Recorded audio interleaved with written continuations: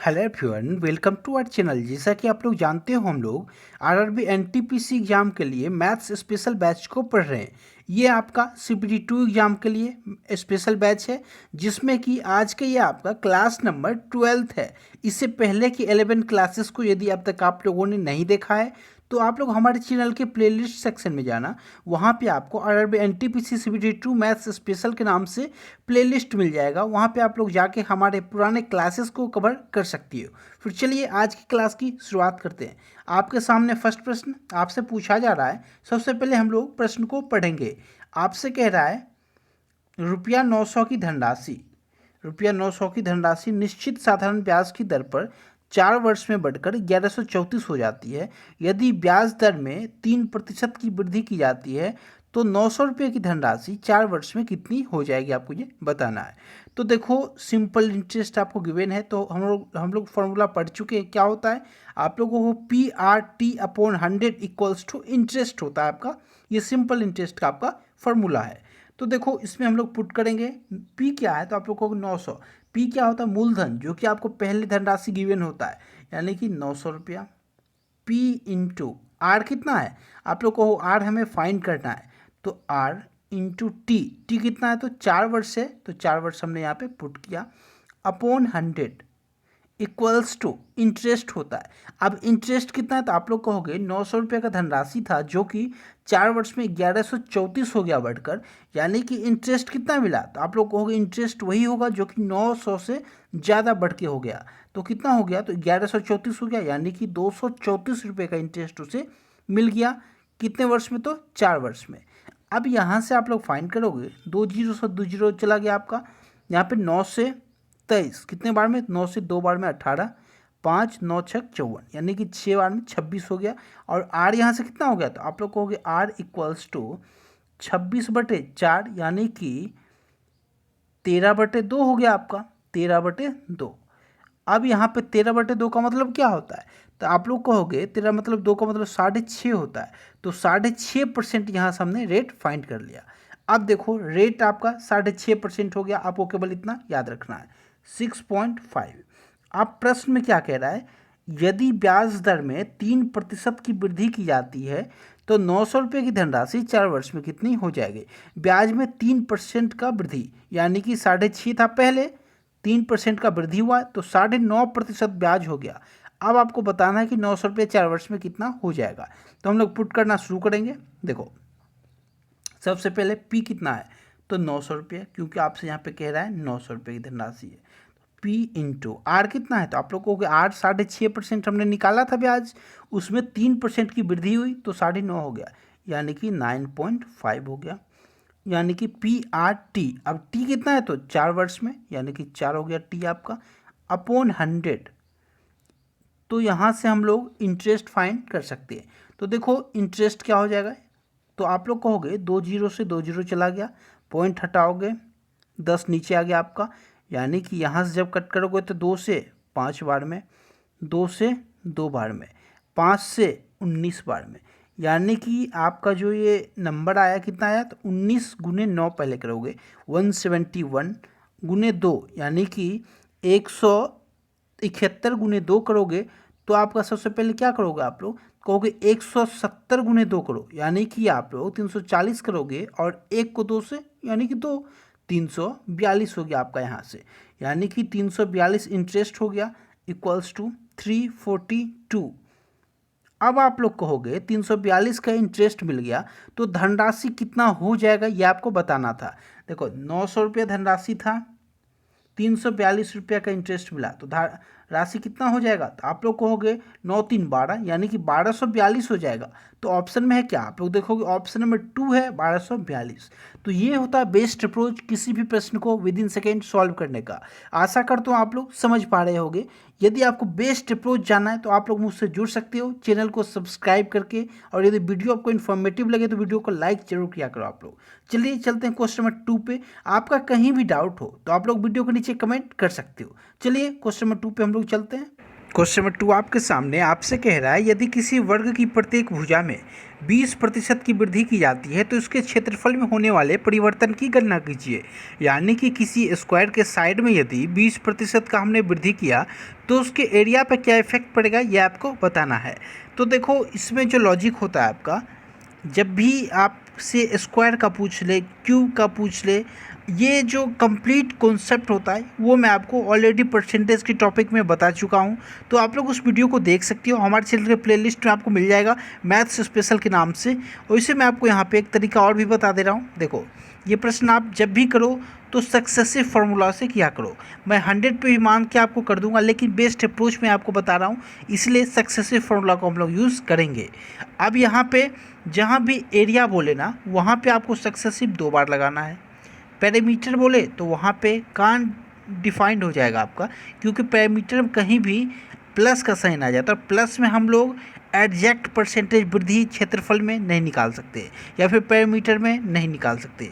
तो यहाँ से आप लोग देखो इसके लिए क्या है फार्मूला जो है, एक वर्ग की प्रत्येक भुजा 20% की वृद्धि, तो फार्मूला क्या लगाएंगे हम लोग, a plus A B upon 100 का फार्मूला लगाते हैं। तो a कितना आप लोग को 20 है, यानी कि 20 प्लस अब b कितना है तो आप लोग को 20 ही है आपका 20, a plus B plus A B upon 100, तो 20 इंटू 20 अपॉन 100। तो इसे सॉल्व करोगे और आपका परसेंटेज जो वृद्धि है क्षेत्रफल में वो निकल के आ जाएगा। तो 20 40, तो 40 हमने यहाँ पे लिखा, प्लस यहाँ देखो 2 जीरो से 2 जीरो आपका चला गया, 2 गुने 2 4 प्लस 4, यानी कि 44% का जो है वो वृद्धि है क्षेत्रफल में। तो ऑप्शन नंबर 2 इस प्रश्न का सही आंसर है। जब भी इस तरह से आपसे सवाल पूछे तो आप लोग सक्सेसिव फार्मूला का यूज़ किया करो और विद इन सेकेंड आंसर निकाल सकते हो। एक बात हमेशा याद रखना, जब भी आपसे क्यूब का पूछे, किसी क्यूब के साइड में कोई भी घटाए बढ़ाए, तो उसके बाद यदि आपसे उसके आयतन में कोई भी प्रतिशत कमी या वृद्धि पूछे तो आप लोग क्या फार्मूला लगाओगे, इसी सक्सेसिव को आपको 3 बार लगाना है या फिर 100 पे कैलकुलेट करना है। शुरू में 100% था, इंटू जितना भी घटे उसे फ्रैक्शन में लिख के सॉल्व कर दो, आंसर आ जाएगा आपका। तो वो भी तरीका है। तो आपको जो भी तरीका आसान लगे उस तरीके का यूज़ करके आप लोग आंसर विद इन सेकेंड लेके आ सकते हो। चलिए चलते क्वेश्चन नंबर 3 पे हम लोग। क्वेश्चन नंबर 3 आपके सामने आपसे कह रहा है दो संख्याओं का अनुपात 7:5 है, उनका मौसो यानी कि एचसीएफ 3 है, और तो आपको एलसीएम बताना है क्या होगा। तो देखो आप लोग पढ़ चुके होगे ये इस कॉन्सेप्ट को, और नहीं भी पढ़े होगे तो नोट कर लो कॉपी में। आपका नंबर का जो रेशियो होना, यदि उसे हम लोग एचसीएफ से मल्टीप्लाई करेंगे तो वो एलसीएम के बराबर हो जाता है। यानी कि नंबर के रेशियो को यदि आप एचसीएफ से मल्टीप्लाई करते हो तो आपका एलसीएम हो जाता है। तो इस कॉन्सेप्ट को आप लोग याद रखना। तो यहाँ पे हम लोग देखो विद इन सेकेंड कैसे सॉल्व कर देंगे। नंबर का रेशियो क्या है, 7 है और आपका 5 है, यानी कि इन दोनों को जब हम मल्टीप्लाई कर देंगे एचसीएफ से तो ये एलसीएम के बराबर हो जाएगा। यानी कि एचसीएफ कितना है, आप लोगों को एचसीएफ हमारा 3 है, यानी कि 7 गुने 5 गुने 3 इक्वल्स टू एलसीएम होगा। और आपसे एलसीएम ही पूछ रहा था, तो एलसीएम इक्वल्स टू होगा 7 गुने 5 35 गुने 3 105, यानी कि आपका जो एलसीएम आया वो 105 के बराबर आया। ऑप्शन में है क्या, आप लोग देखो ऑप्शन में फर्स्ट इस प्रश्न का सही जवाब है। तो ये होता है बेस्ट अप्रोच प्रश्न को विद इन सेकेंड सॉल्व करने का। चलिए चलते हैं नेक्स्ट प्रश्न में हम लोग। क्वेश्चन नंबर 4 आपके सामने आपसे कह रहा है रेशियो के पूछा हुआ प्रश्न है, यदि 1313 को 1/3 अनुपात 3/5 अनुपात 3/4 के समानुपात में 3 भागों में विभाजित किया जाता है तो दूसरा भाग इनमें से किसके बराबर होगा ये आपको बताना था। तो देखो सबसे पहला काम क्या है, आपको इस रेशियो को सिंपल फॉर्म में लिखना होगा आपको। तो सबसे पहले हम लोग इसे सिंपल फॉर्म में लिख लेते हैं। क्या है आपका 1/3 3/5 और 3/4। अब यहाँ पे इसे सिंपल फॉर्म लिखने के लिए आपको सबसे पहले इसका एलसीएम लेना होगा। एलसीएम क्या हो गया, 3 4 5 का एलसीएम आप लोग को हो गए 60 हो गया एलसीएम। तो यहाँ से आप लोग निकाल सकते हो आसानी से first number, second number, third number. अब देखो फर्स्ट नंबर क्या होगा, तो आप लोग कहोगे 1/3 को मल्टीप्लाई करूँगा 60 से, यानी कि 20 हो गया आपका फर्स्ट नंबर। सेकेंड नंबर क्या होगा, तो आप लोग कहोगे 3/5 को मल्टीप्लाई कर दो 60 से, 12 गुने 3 36 हो गया आपका। तीसरा नंबर क्या हो जाएगा, तो आप लोग कहोगे 60 को मल्टीप्लाई करो 3/4 से, तो यहाँ पे 15 45 यानी कि 45 हो गया थर्ड नंबर।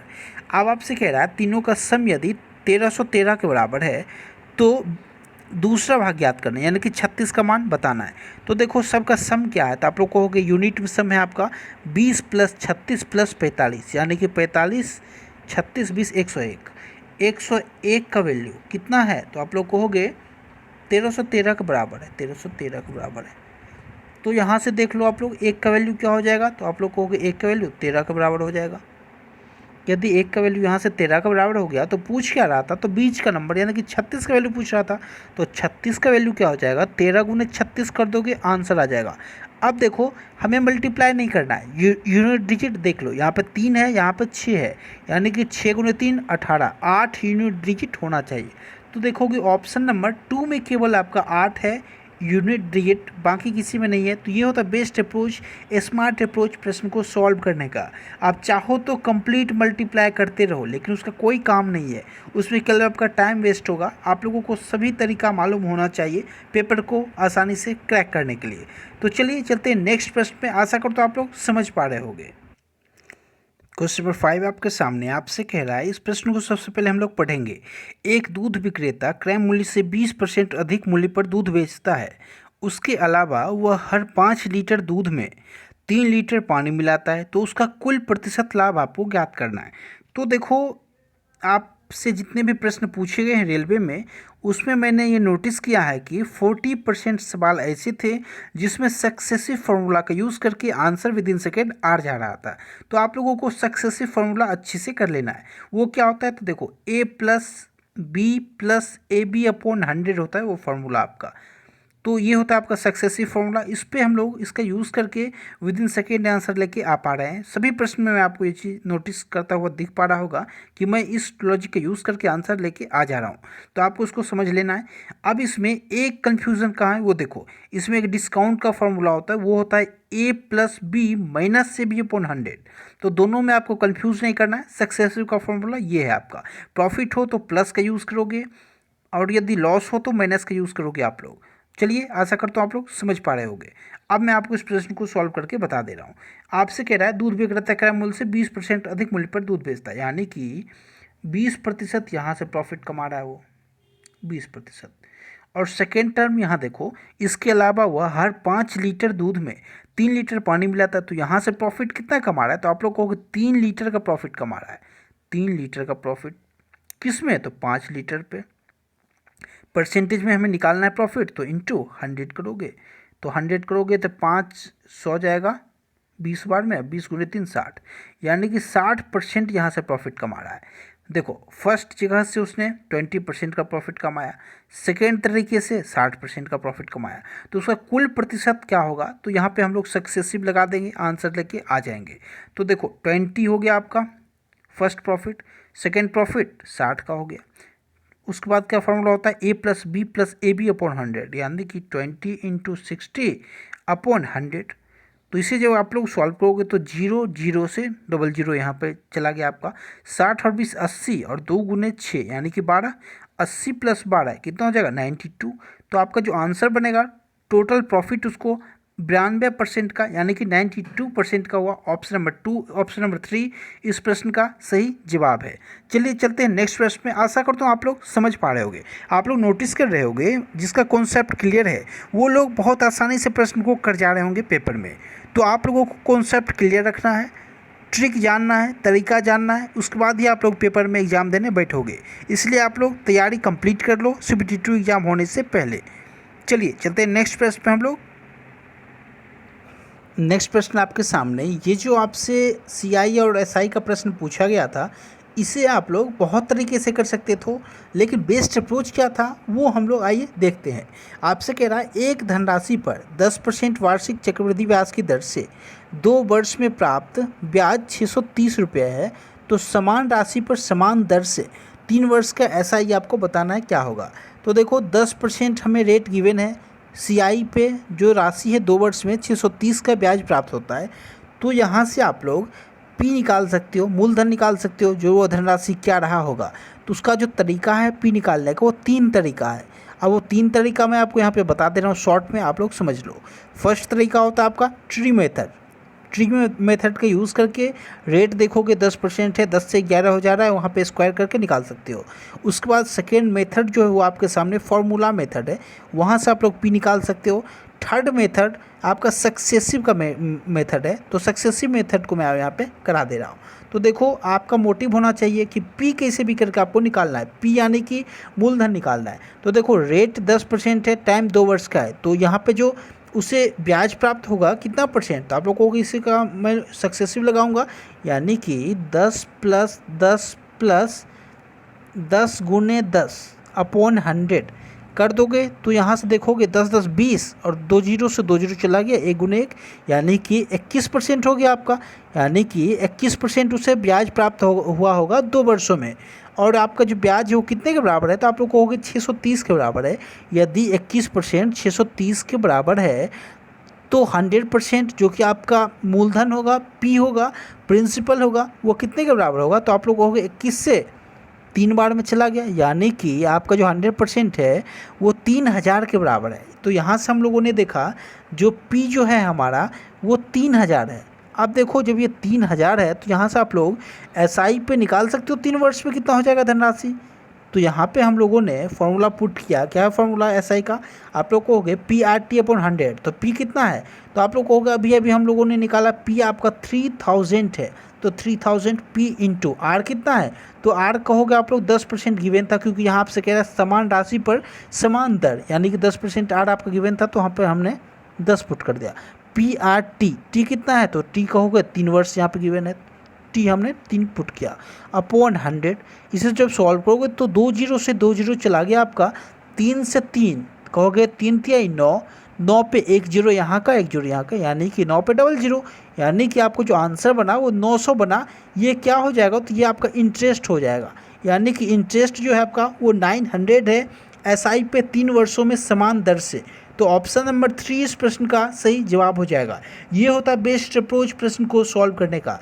केवल आपका कॉन्सेप्ट क्लियर होना चाहिए, आप लोग किसी भी प्रश्न को विद इन सेकेंड उड़ा दोगे। इसे सॉल्व करने का 3 तरीका है, इसलिए मैंने आपसे तीनों तरीका डिस्कस कर दिया। चलिए चलते हैं नेक्स्ट प्रश्न में हम लोग। नेक्स्ट प्रश्न आपके सामने, ये जो प्रश्न है आपको इसका मान बताना है। प्रश्न देख के आप लोग को बहुत ह्यूज लग रहा होगा, लेकिन इसका सॉल्यूशन बहुत आसान है। अब देखो आप लोग कैसे करोगे, आपसे प्रश्न में पूछ रहा है 515.86 इंटू 515.86 माइनस 314.87 इंटू 315.87 को हमने 200 प्लस 99 से डिवाइड किया। जब भी आपसे इस तरह का प्रश्न पूछे तो आपको एक बात समझना होगा कि रेलवे कभी भी आपसे इस तरह से डायरेक्ट ये मल्टीप्लिकेशन या सब्सट्रैक्शन नहीं कराएगा। जब भी होगा तो इसमें लॉजिक छिपा होगा। तो देखो इसमें लॉजिक क्या है, यदि आप लोग ध्यान से देखोगे, इस टर्म को यदि आप लोग ए मान लो और इस टर्म को यदि बी मान लो, तो ऊपर में क्या है ए स्क्वायर माइनस बी स्क्वायर। आप लोग यदि इसे ए मानते हो और इसे बी मानते हो तो ऊपर फॉर्मूला क्या लिखा हुआ है, तो ए स्क्वायर माइनस बी स्क्वायर।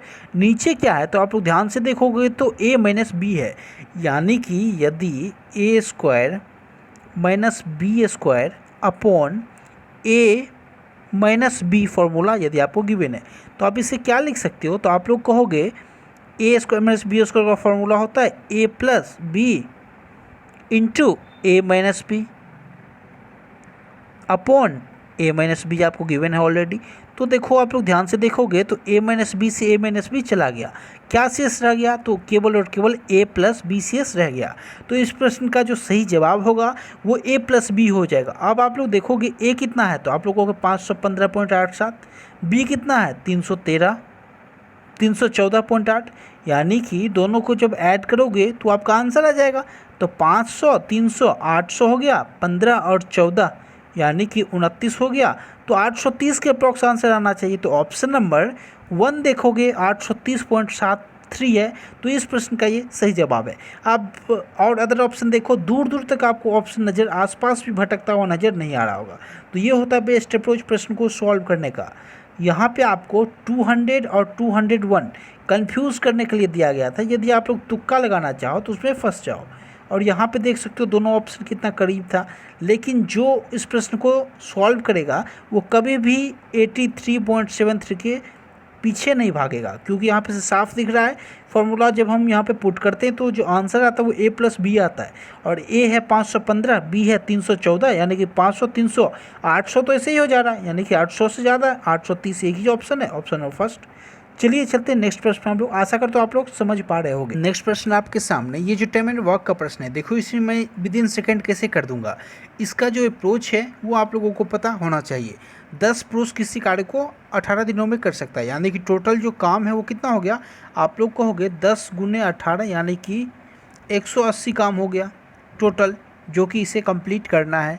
उसके बाद कह रहा है 10 पुरुष 6 दिनों तक काम किया, 6 दिनों के बाद 5 और आए, यानी कि 10 पुरुष 6 दिनों तक, 10 गुने 6 60 हो गया आपका। जो भी बेस्ट अप्रोच है वो मैं आपसे डिस्कस कर दे रहा हूँ। फिर 5 पुरुष आ गया 6 दिनों के बाद, यानी कि काम कितना बच गया, आप लोग कहोगे 60 काम हो गया, टोटल 180 काम है, तो काम बच गया 120।